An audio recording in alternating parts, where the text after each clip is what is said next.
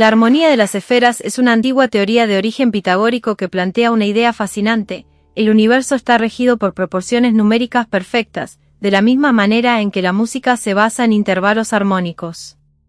Según esta visión, el movimiento de los astros, el Sol, la Luna y los planetas, seguía patrones similares a los de una composición musical, donde las distancias entre ellos correspondían a intervalos musicales. En griego, armonia theou kosmos significa armonía del cosmos o música universal. Aquí, la palabra armonía no solo se refiere a una relación matemática entre las partes y el todo, sino también a un significado más profundo, vinculado al misticismo pitagórico. El filósofo Filolao, seguidor de Pitágoras, lo expresó de forma poética. La armonía solo nace de la conciliación de los opuestos, pues es la unión de múltiples elementos en aparente discordia. Por su parte, el término música, mousike, abarcaba mucho más que el arte de los sonidos. En la antigua Grecia, también hacía referencia a la cultura del espíritu, el conocimiento y la inspiración divina de las musas y Apolo. En cuanto a la palabra esferas, proviene de Aristóteles y se usaba para describir las zonas de influencia de los planetas en su modelo cosmológico, Tratado del Cielo. Esta fascinante teoría ha sido mencionada en textos de grandes filósofos como Platón, La República, Critón y Aristóteles, Tratado del Cielo. Su impacto no se limitó a la antigüedad, sino que siguió inspirando a pensadores, científicos y artistas hasta bien entrado el Renacimiento, dejando una huella indeleble en la historia del pensamiento humano. La teoría de la armonía de las esferas adoptó distintas variantes. Aunque no existe una clasificación oficial en las fuentes originales, se pueden distinguir tres grandes enfoques. El primer modelo describe la música celeste como una escala ascendente o descendente, en la que los intervalos musicales se determinan por las distancias entre los planetas. Por ejemplo, según Plinio el Viejo, Historia Natural 2, 84, la distancia entre la Tierra y la Luna equivale a un tono musical, y los demás planetas se ordenan siguiendo esta escala armónica.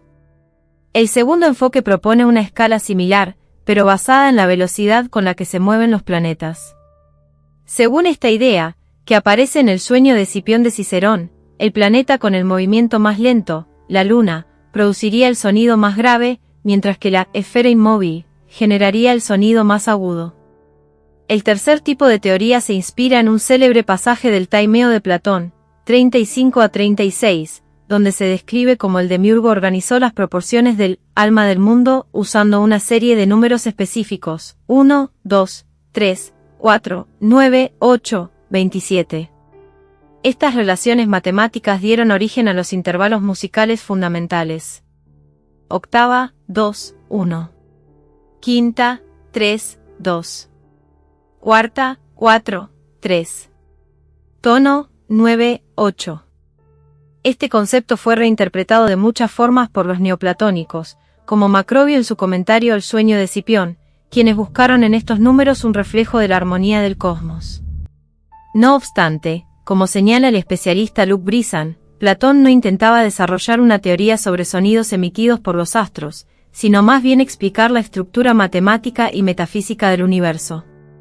Se atribuye a Pitágoras el descubrimiento de la relación entre la música y las matemáticas, al notar que el tono de una nota musical depende de la longitud de la cuerda que la produce. Descubrió que los intervalos entre los sonidos armoniosos siguen proporciones numéricas simples, véase también los martillos de Pitágoras. En su teoría de la armonía de las esferas, Pitágoras sostenía que el Sol, la Luna y los planetas emitían un sonido único, basado en su movimiento orbital. Aunque este zumbido cósmico era imperceptible para el oído humano, influía en la calidad de la vida en la Tierra. Para Filolao, un matemático y astrónomo pitagórico del siglo V a.C., el universo estaba regido por el número y la armonía. Según él, todo se ordenaba según proporciones que coincidían con los intervalos musicales fundamentales. 1, 2, octava. 2, 3, quinta. 3, 4, cuarta. Desde esta perspectiva, la música no era solo un arte sonoro, sino una manifestación matemática del orden cósmico. Más tarde, Nicómaco de Gerasa, siglo II después de Cristo, llevó esta idea más lejos, asignando notas musicales a los cuerpos celestes para construir una melodía universal. Platón, en la República, X, 616 a 617, también hizo referencia a esta idea. Describió un cosmos estructurado en 8 círculos u órbitas, 1 para las estrellas fijas y 7 para los planetas conocidos, diferenciados por sus colores, velocidades y distancias. En su diálogo Taimeo, estableció una serie de números, 1, 2, 3, 4, 9, 8, 27, que representaban las distancias de los planetas a la Tierra, usando la distancia de la Luna como unidad de medida. Sin embargo, Aristóteles fue uno de los primeros en criticar esta teoría. En su Tratado del Cielo, argumentó que, si el movimiento de los planetas realmente produjera sonido, su intensidad sería enorme, por lógica, deberíamos escucharlo. Para explicar por qué no lo oímos, los pitagóricos decían que el ruido ha estado presente desde nuestro nacimiento, por lo que no podríamos percibirlo debido a la falta de contraste con el silencio. Aristóteles calificó esta idea como poética e ingeniosa, pero imposible. La visión pitagórica del universo como una gran armonía tuvo un impacto tan profundo en la antigüedad que Boecio, en su obra de Institutione Musica, la incluyó dentro de su célebre clasificación de la música en 3 tipos.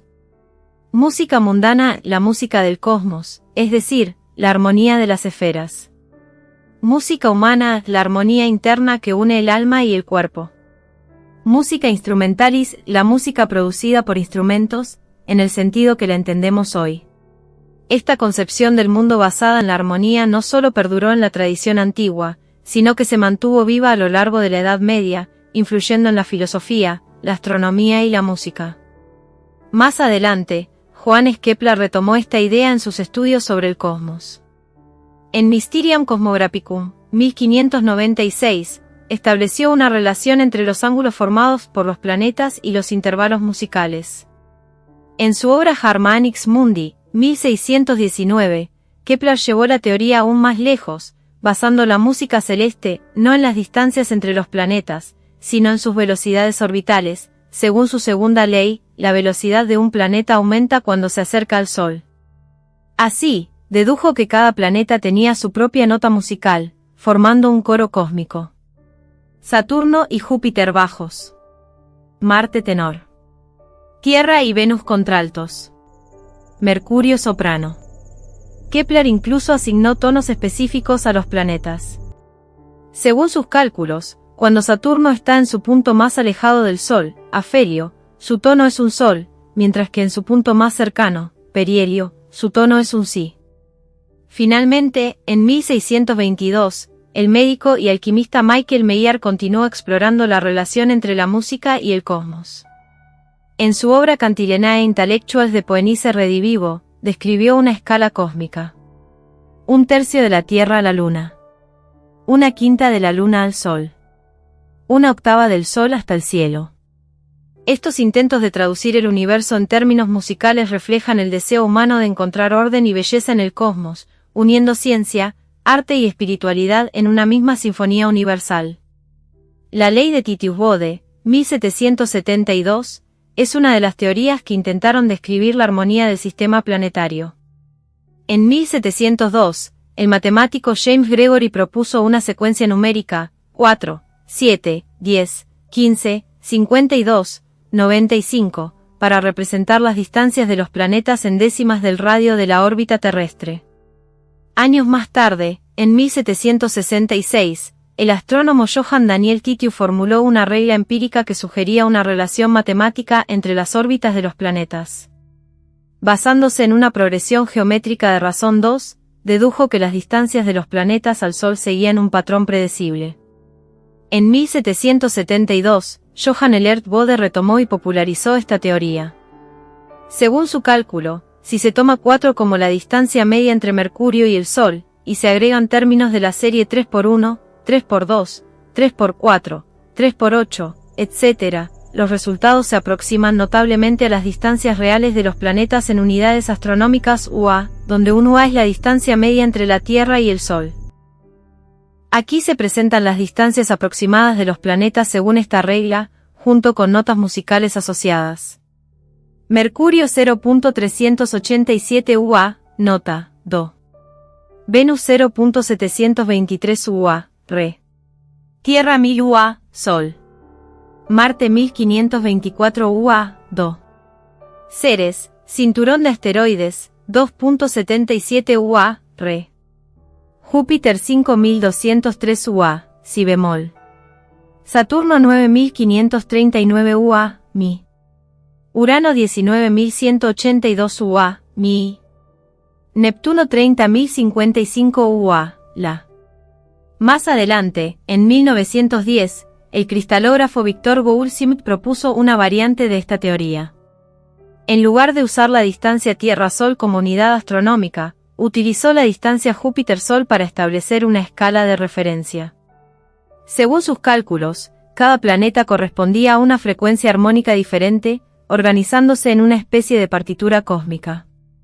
El descubrimiento de Urano en 1781 reforzó la validez de la ley de Titius-Bode, pues su órbita coincidía con la predicción de la serie. En 1846, el hallazgo de Neptuno demostró que la ley no era completamente precisa más allá de Urano, lo que puso en duda su carácter universal. A pesar de sus limitaciones, esta teoría sigue siendo un ejemplo fascinante del esfuerzo humano por encontrar patrones y armonía en la disposición de los cuerpos celestes. La afinación pitagórica es un sistema de construcción de la escala musical basado en la quinta perfecta, razón 3/2, también conocida como quinta justa. Durante la Edad Media, este método fue ampliamente utilizado, especialmente en el canto gregoriano, ya que su carácter monofónico y diatónico encajaba perfectamente con esta afinación. Además, el filósofo Boecio la detalló en profundidad, lo que ayudó a su difusión y consolidación. Pitágoras definió un método geométrico para obtener los intervalos de una escala a partir de una cuerda vibrante. Al dividir la cuerda en 2, 3 y 4 partes iguales, se generaban las notas de la escala. El principio fundamental del sistema pitagórico es que cualquier intervalo se puede expresar como una combinación de varias quintas perfectas. Siguiendo este método, si tomamos una nota base y encadenamos 5 quintas consecutivas hacia arriba y una hacia abajo, obtenemos las 7 notas de la escala diatónica mayor. Por ejemplo, si partimos de Do, las notas obtenidas son Fa, Do, Sol, Re, La, Mi, Si. Si seguimos encadenando quintas, eventualmente se generan las 12 notas de la escala cromática. Aquí surge un problema: la duodécima quinta no coincide exactamente con la nota de inicio. Cuando se ajustan estas 12 quintas dentro del rango de 7 octavas, el resultado no es un unísono perfecto, sino un pequeño desfase llamado cama pitagórica. Este desajuste no es un error de cálculo, sino una propiedad matemática del sistema. Al intentar afinar una escala completa usando exclusivamente quintas perfectas, se descubre que la quinta y la octava no son completamente compatibles. Para solucionar este problema, se desarrollaron distintos sistemas de afinación basados en el método pitagórico.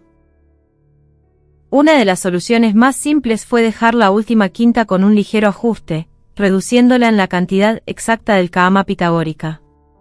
Esta quinta, más pequeña que la perfecta, se denomina quinta del lobo, ya que suena áspera y disonante. Este ajuste da lugar al famoso círculo de quintas, aunque en realidad no es un círculo perfecto, sino una espiral que se extendería infinitamente si se continuaran agregando quintas. La necesidad de limitar el sistema a solo 12 sonidos influyó en la construcción de instrumentos de teclado y de cuerda con trastes. El círculo de quintas pitagórico se organiza de la siguiente manera: Mi, Si, Fa, Do, Sol, Re, La, Mi, Si, Fa, Do, Sol. Este sistema, aunque hermoso en su lógica matemática, presentaba dificultades prácticas para la música polifónica y modulaciones entre tonalidades. Con el tiempo, se desarrollaron otros sistemas de afinación, como el temperamento igual, que permitieron mayor flexibilidad en la ejecución musical. Para calcular los intervalos reales entre las notas de la escala pitagórica, es necesario reducir cualquier intervalo que supere la octava.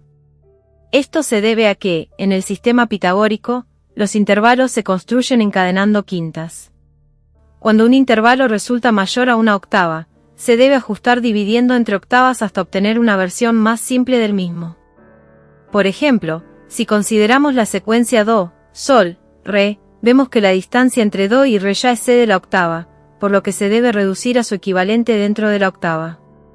Matemáticamente, cualquier intervalo dentro de esta escala se expresa como una combinación de quintas y octavas.